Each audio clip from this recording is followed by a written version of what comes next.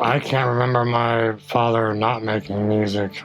Man, he can really play the banjo. Like, I've never heard anybody play the banjo like him. I do remember him playing She'll Be Coming Around the Mountain. Like, he used to play that all the time. I remember that. It would blow my mind how well he played it. Like, he would always play, like, old hymns and stuff on the guitar and sing through the house. And, like, I've been playing the guitar my entire life, and it still blows my mind to watch him play the banjo. Like, it's just a whole nother realm, of talent, I guess. His banjo, his guitar, harmonica, just all the time. Waking up in the morning, my dad would be just walking around the house, just playing his guitar, singing, and he was the music in the house. He's always really been into like really old blues. And like you would play like a washboard or like a tub bass where you get one of those metal wash tubs and you put a giant fishing line on it with a stick and down, I hated that stuff. I didn't hate it, but like it wasn't satisfying to me. I wanted to play rock. I wanted to,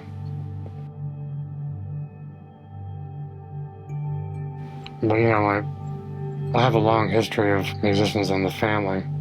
I remember my great-grandmother, we called her Aunt GONGEE.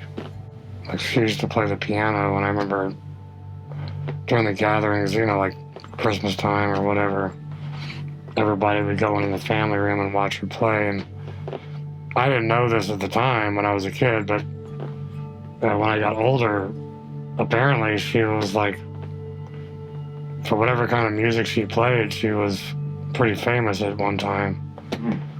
And I have no idea. I have no idea for what. Man, I must have been about 4 or 5. I remember he for my birthday or Christmas or something, he got me this little plastic guitar. I also remember being really frustrated that I couldn't play it. And all I could make was this one noise by hitting the strings. Once I got good enough to know some chords and stuff, me and my dad would play blues. At the time, I didn't really want to learn blues because, but my dad was like, "No, son, you need to learn blues."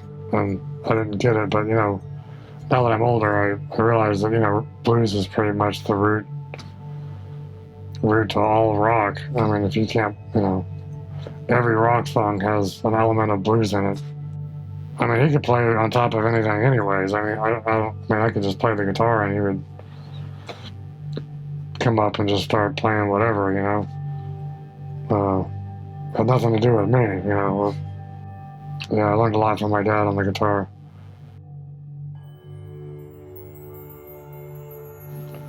I guess we're like any other, family that has, siblings.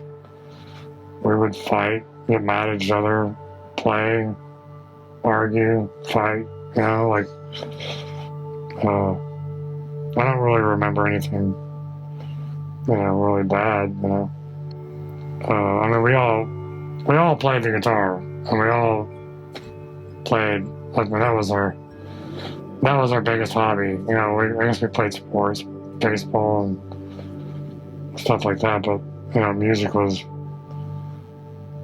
what everybody's dream was back then, We used to all sit around, all my brothers and my dad, and we'd sit around the house and just jam out,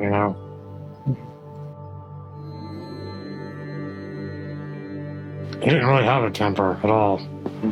He probably should have. He had 3 kids and he raised us by himself, and man, we were little hell raisers, I don't know how he did it. I'm surprised he stayed as calm as he did, he's got a lot of patience,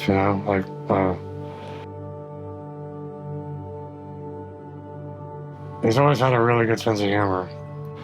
Yeah, he used to have an insurance agency, and he used to have these TV commercials where he would have this uh, gorilla in the video. Anyways, he had this gorilla suit, and he wore this gorilla suit driving to the beach. You know, it was like 150 miles from San Antonio. And, you know, we'd be driving down the road and people would be like seeing this gorilla driving this car. And, you know, we were just little kids and we thought it was so funny.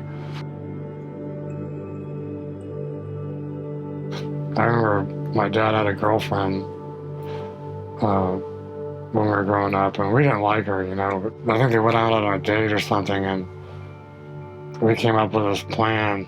We put little tacks on the seat of the car in her car, so when they left, you know, she would sit on the tacks. It turns out my dad was driving, so my dad sat on the tacks, and I remember when they came home, we set up you know, like when you open the door, we put a cup of water up there. So when you open the door, the water will come splashing on you, you know. But of course, as soon as we get home, my dad opens the door first and the water drenches my dad. I remember my dad, you know, bringing us into his room after that and just laughing.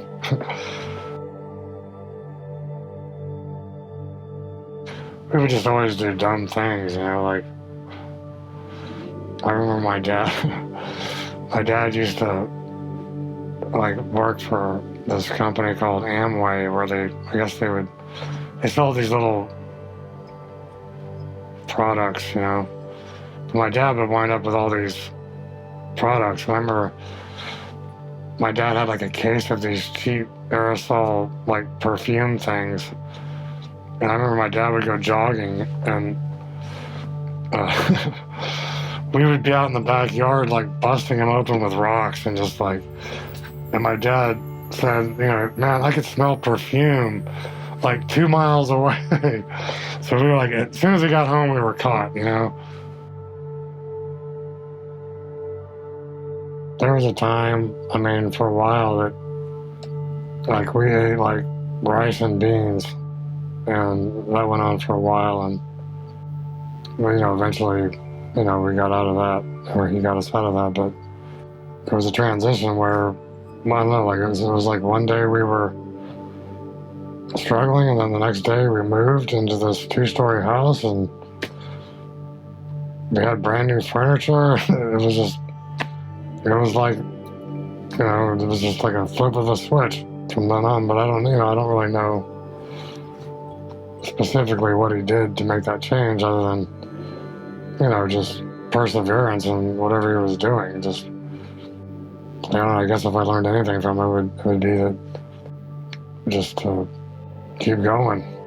I mean, there was times when I could see that he was stressed out, you know, like, you know, he maybe had a bad day or something, but I mean, he never took it out on us. In his mind, I honestly don't even think he did much, you know, like, because he just did what he had to do all the time.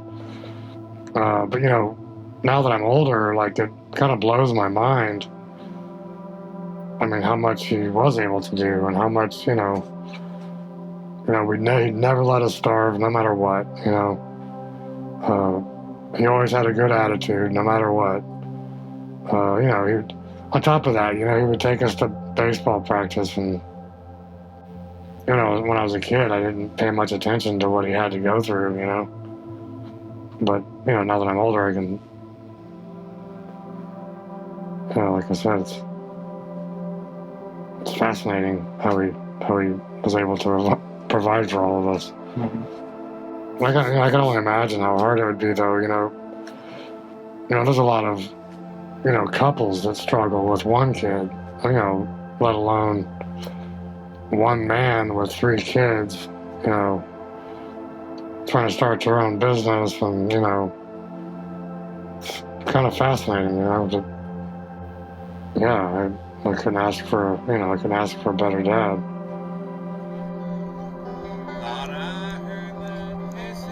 He still plays, he's got an arsenal of instruments that he plays with. he has a little recording studio, and he likes to write songs and, you know, put the stuff online, and he likes to go out and play in public and stuff like that, you know.